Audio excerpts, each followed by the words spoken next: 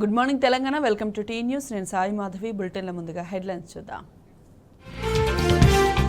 మేడారంలో గద్దపై కొలువుదీరిన సారలమ్మ, నేడు కదలి రానున్న అమ్మవారు సమ్మక్క.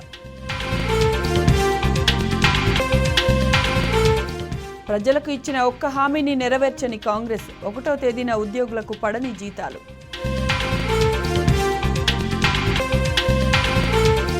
ఉద్యోగాల భర్తీలో మహిళలకు తీవ్ర నిరాశ, గ్రూప్ 1 నోటిఫికేషన్లో మహిళలకు తగ్గిన పోస్టులు. కృష్ణా తుంగభద్రలే పాలమూరు జిల్లాలకు జీవనాధారం, కేసీఆర్కు పేరు రావద్దనే కొత్త ఎత్తిపోతలకు శ్రీకారం చుట్టారన్న నిరంజన్ రెడ్డి. సిద్దిపేట సబ్స్టేషన్లో భారీ అగ్ని ప్రమాదం, 2 రోజుల పాటు విద్యుత్ సరఫరాలో అంతరాయం. పంజాబ్ హర్యానా సరిహద్దులో ఆందోళనలు తీవ్రతరం, కేంద్ర ప్రభుత్వంతో 4వ విడత చర్చలు విఫలం.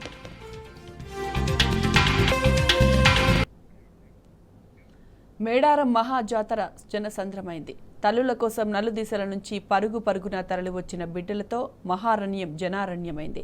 ఎటు చూసినా జనం, పుట్ట పగిలి చీమలొచ్చినట్లు ఎటు చూసినా పారవశ్యం. జనగంగ జంపన్నబాగులో ఒలలాడినట్టు పూనగొండ నుంచి పగిడిద్దరాజు, కొండాయి నుంచి గోవిందరాజును ఇప్పటికే చేరుకోగా సారలమ్మ రాకతో మేడారం దేవనగరిగా మారిపోయింది. కన్నెపల్లి కల్పవల్లి పాదస్పర్శతో మహాజాతర తొలి ఘట్టం ప్రారంభమైంది.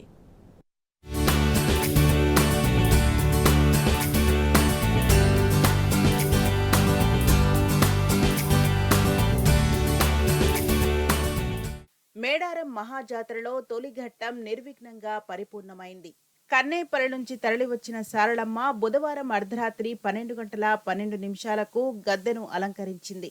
పూనుగొండ నుంచి పగిడిద్దరాజు, కొండాయి నుంచి గోవిందరాజు తరలివచ్చి మేడారం గుడి వద్ద సారలమ్మకు స్వాగతం పలికారు. సారలమ్మను కరుణారా దర్శించుకునేందుకు తెల్లవారుజాము నుంచే కన్నెపల్లికి భక్తజనం పోటెత్తింది. సారలమ్మను తోడుకొని వచ్చే ప్రధాన పూజారి కాక సారయ్య సహా ఆయనను అనుసరించే ఇతర వడ్డెలు గుడిలో ప్రత్యేక పూజలు చేశారు.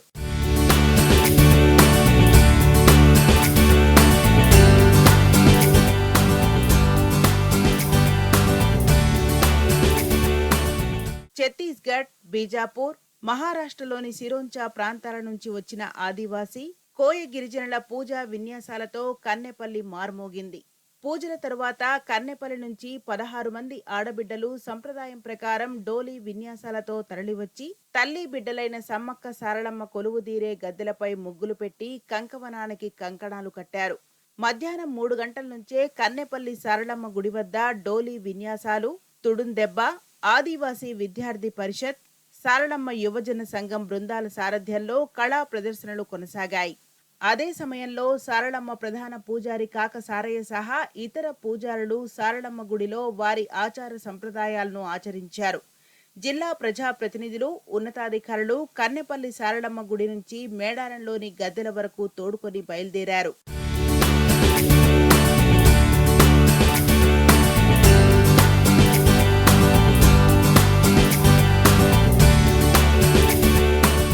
కన్నెపల్లిలో ఇల్లిల్లు తమ ఇంటి ఆడబిడ్డకు నీళ్లారగించి చీరి సారపెట్టి కొబ్బరికాయలు కొడుతూ మంగళహారతులు పట్టారు. అక్కడి నుంచి జంపన్న వాగుకు చేరుకోగా జంపన్న తన అక్క సారలమ్మ కాళ్లు కడిగి మేడారానికి సాగనంపారు. జంపన్న వాగు నుంచి బయలుదేరిన సారలమ్మ మేడారంలోని సమ్మక్క గుడికి చేరుకోగా అక్కడ పగిడిద్దరాజు, గోవిందరాజుల వడ్డెలు ఘనస్వాగతం పలికారు. అక్కడ 3 దేవతల ప్రతినిధులు వారి వారి సంప్రదాయం ప్రకారం ప్రత్యేక పూజలు చేశారు.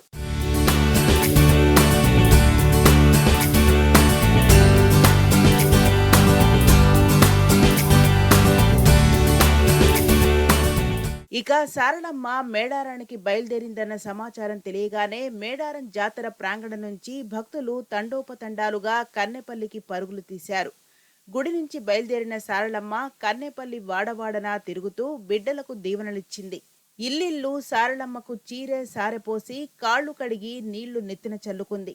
ఆదివాసీ సంప్రదాయాల ప్రకారం అత్యంత నియమనిష్ఠులతో ఉదయం నుంచి ఉపవాసం ఉన్న ప్రధాన వడ్డె కాక సారయ్య ఆధ్వర్యంలో సారలమ్మ మేడారం గద్దెకు పయనమైంది. కన్నెపల్లి నుంచి మేడారానికి దాదాపు 3 కిలోమీటర్ల పొడవున దారికి ఇరువైపులా జనం పోటెత్తారు. శివలోగే శివసత్తుల పూనకాలతో జాతర మార్మోగింది.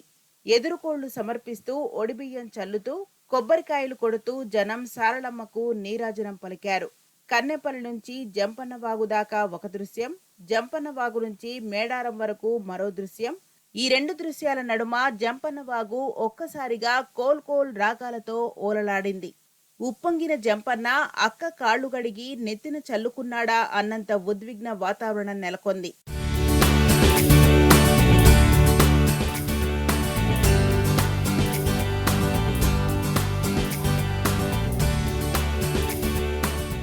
మేడారం పొలిమేరలోకి సారళమ్మ రాగానే సంబుర వాతావరణం వెల్లివిరిసింది. సారళమ్మ మేడారం గుడిలోకి చేరగానే ఆదివాసీ సంప్రదాయ విన్యాసాలతో డోలీ మోతలు, కొమ్ముబూరల నాదాలతో దద్దరిల్లాయి.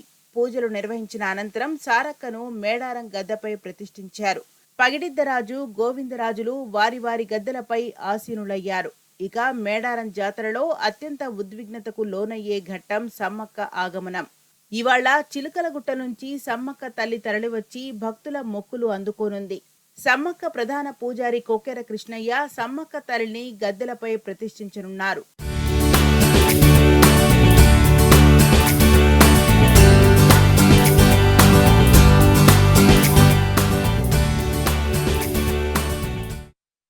గ్రూప్ 1 కొత్త నోటిఫికేషన్ మహిళా అభ్యర్థులకు షాక్ ఇచ్చింది. గత నోటిఫికేషన్ కంటే ఈసారి ఏకంగా 100కు పైగా పోస్టుల్లో మహిళా కోటాకు గండి పడింది. తాజా నోటిఫికేషన్లో పోస్టులు పెరిగినా అందులో మహిళల వాటా తగ్గింది. కాంగ్రెస్ సర్కారు ఇచ్చిన నోటిఫికేషన్ ప్రకారం ఎస్సీ ఎస్టీ కేటగిరీలో మహిళలకు దక్కేది 20% లోపే ఉండగా బీసీ సబ్ కేటగిరీలో అంతకంటే తక్కువ పోస్టులే దక్కనున్నాయి. దీంతో కాంగ్రెస్ ప్రభుత్వంపై మహిళా అభ్యర్థులు మండిపడుతున్నారు. రోస్టర్ జాబితాలో మహిళా రిజర్వేషన్లు కల్పిస్తూ మళ్లీ నోటిఫికేషన్ విడుదల చేయాలని డిమాండ్ చేస్తున్నారు.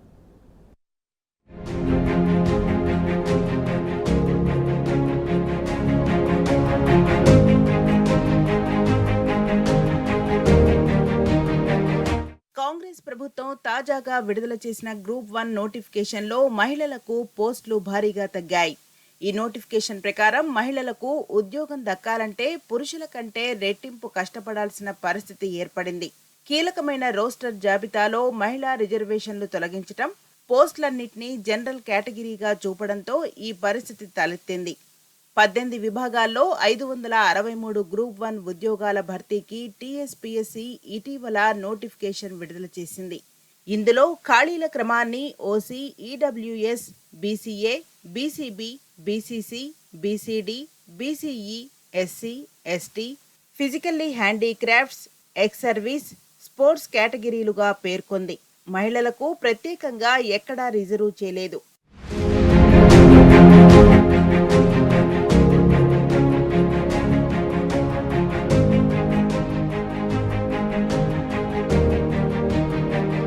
కానీ గత బీఆర్ఎస్ సర్కార్ 2022 ఏప్రిల్ 26న 503 పోస్టులతో గ్రూప్ 1 నోటిఫికేషన్ విడుదల చేసింది.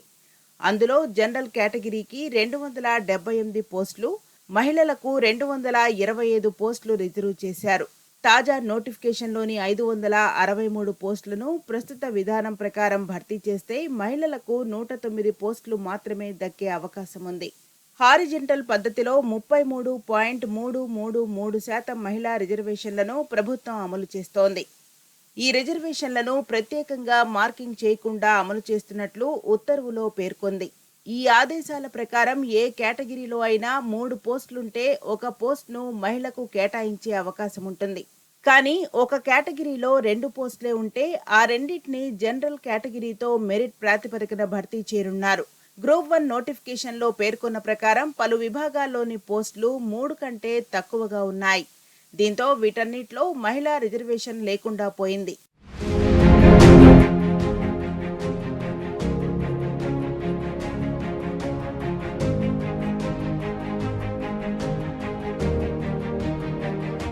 గ్రూప్ 1 నోటిఫికేషన్లో పేర్కొన్న డిప్యూటీ కలెక్టర్ పోస్టులు మల్టీజోన్ 1లో 20, మల్టీజోన్ 2లో 25 ఉన్నాయి. ఈ మొత్తం పోస్టులను పరిగణలోకి తీసుకుంటే మహిళలకు మల్టీజోన్ 1లో 7, మల్టీజోన్ 2లో 8 చొప్పున 15 పోస్టు దక్కాలి. రిజర్వేషన్ కేటగిరీల ప్రకారం పరిశీలిస్తే మల్టీజోన్ 1లో మహిళలకు ఓసీ కేటగిరీలో 2, ఎస్సీ కేటగిరీలో 1 పోస్టు మాత్రమే ఉండనుంది. మల్టీజోన్ 2లో మహిళలకు ఓసీ కేటగిరీలో 2 పోస్టులు, ఎస్సీ, ఎస్టీ కేటగిరీల్లో చెరొక పోస్టు ఉంటుంది. మిగతా రిజర్వేషన్ కేటగిరీల్లో పోస్టుల సంఖ్య 2 అంతకంటే తక్కువ ఉండడంతో ఆయా పోస్టుల్లో ప్రత్యేకంగా మహిళా రిజర్వేషన్ ఉండదు. దీంతో వీటన్నిటిని జనరల్ కేటగిరీలోనే భర్తీ చేయనున్నారు.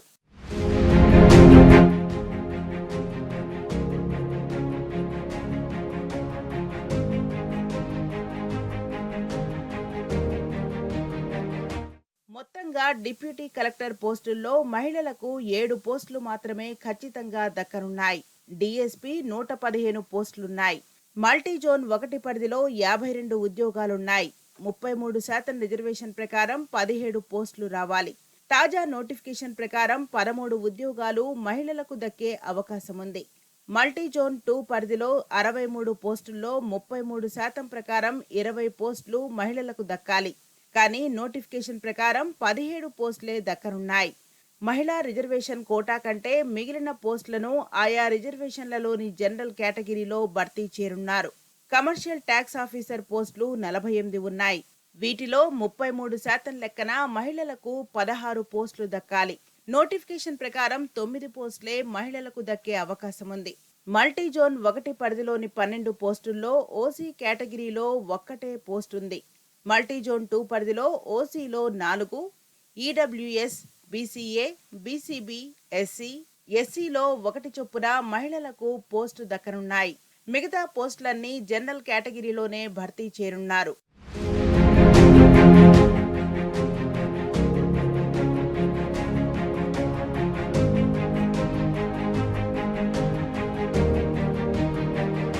ఇక regional transport officer, district panchayat officer, district registrar, assistant commissioner of labour, district social welfare officer, district backward classes development officer, district tribunal welfare officer, district employment officer పోస్టులన్నీ మహిళా కోటా లేకుండా ఆయా రిజర్వేషన్కు సంబంధించిన జనరల్ కేటగిరీలోనే భర్తీ చేసే అవకాశం ఉంది. Assistant excise superintendent, municipal commissioner grade 2, administrative officer, assistant treasury officer, assistant audit officer ఉద్యోగాల్లో బీసీ కేటగిరీలో మహిళలకు ఒక్క పోస్టు సైతం దక్కే అవకాశం లేదు.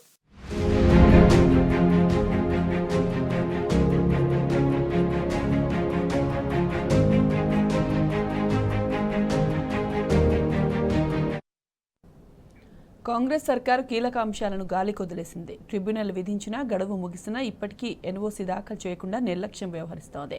వచ్చే నెలలో వాదనలు ప్రారంభం కానున్నా అందుకు ఎలాంటి చర్యలు చేపట్టకపోవడంపై అనుమానాలు వ్యక్తమవుతున్నాయి. రాజకీయాలే పరమావధిగా శ్వేతపత్రాలను విడుదల చేస్తూ ప్రాజెక్టుల చుట్టూ తిరుగుతున్నదే తప్ప కీలకమైన ట్రిబ్యునల్కు సంబంధించిన అంశాలపై దృష్టి సారించలేదు.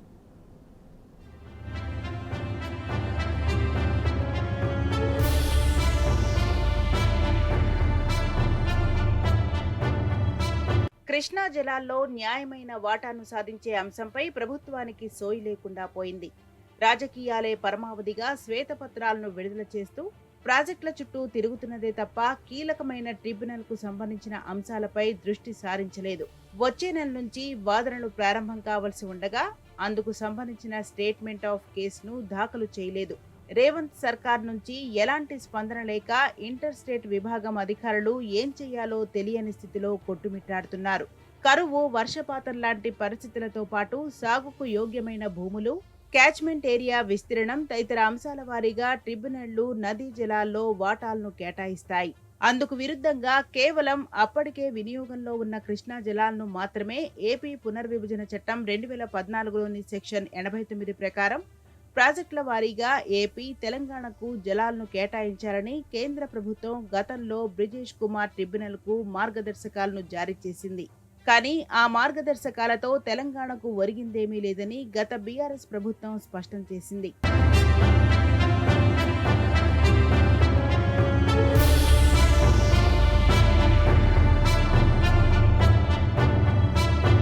అంతర్రాష్ట్ర జల వివాదాల చట్టం 1956లోని సెక్షన్ 3 ప్రకారం ట్రిబ్యునల్కు విచారణ చేసే అధికారం కల్పించాలని సుదీర్ఘ పోరాటం చేసింది.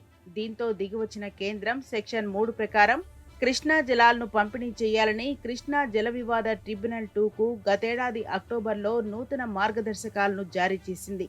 ఉమ్మడి ఏపీకి కేటాయించిన జలాలను ఇరు రాష్ట్రాల మధ్య పునః పంపిణీ చేయాలని, గోదావరి డైవర్షన్ ద్వారా వచ్చే 45 టీఎంసీల నీటి విషయాన్ని కూడా తేల్చాలని ట్రిబ్యునల్కు సిఫారసు చేసింది. దీంతో నూతన మార్గదర్శకాల ప్రకారం విచారణ చేపట్టేందుకు బ్రిటిష్ కుమార్ ట్రిబ్యునల్ 2 సిద్ధమైంది. తెలంగాణకు అత్యంత కీలకమైన కృష్ణా జలాల్లో న్యాయమైన వాటా సాధన కోసం ట్రిబ్యునల్ ఎదుట వాదనలు వినిపించాలంటే రాష్ట్ర ప్రభుత్వం అంతర్రాష్ట్ర అంశాల్లో అనుభవజ్ఞులైన సమర్థులైన అధికారులు, సహాయకులను ఇంటర్ స్టేట్ విభాగంలో నియమించాలి. వారికి ఈఎన్సీ జనరల్ ఎప్పటికప్పుడు దిశానిర్దేశం చేస్తుండాలి. కానీ ప్రస్తుతం ఆ పరిస్థితే లేకుండా పోయింది. శ్వేతపత్రం తయారీ, మేడిగడ్డ పర్యటనపై దృష్టి సారించినంతగా ఇంటర్ స్టేట్ విభాగంపై, ట్రిబ్యునల్ అంశంపై ఇప్పటికీ దృష్టి సారించలేదు. ఇంటర్ స్టేట్ అధికారులతో ప్రత్యేక సమావేశాన్ని నిర్వహించి వారికి దిశానిర్దేశం చేసేందుకు ఇప్పటి వరకు ఎలాంటి చర్యలు చేపట్టలేదు. మరోవైపు ఇంటర్ స్టేట్ విభాగం సిఈ మోహన్ కుమార్ ఇటీవల 4 రోజుల సెలవుపై వెళ్లడంతో ప్రభుత్వం ఆ బాధ్యతలను ఈఎన్సీ జనరల్ వద్ద విధులు నిర్వర్తిస్తున్న చీఫ్ ఇంజనీర్ శంకర్ నాయక్ కు అప్పగించి చేతులు దులిపేసుకున్నది.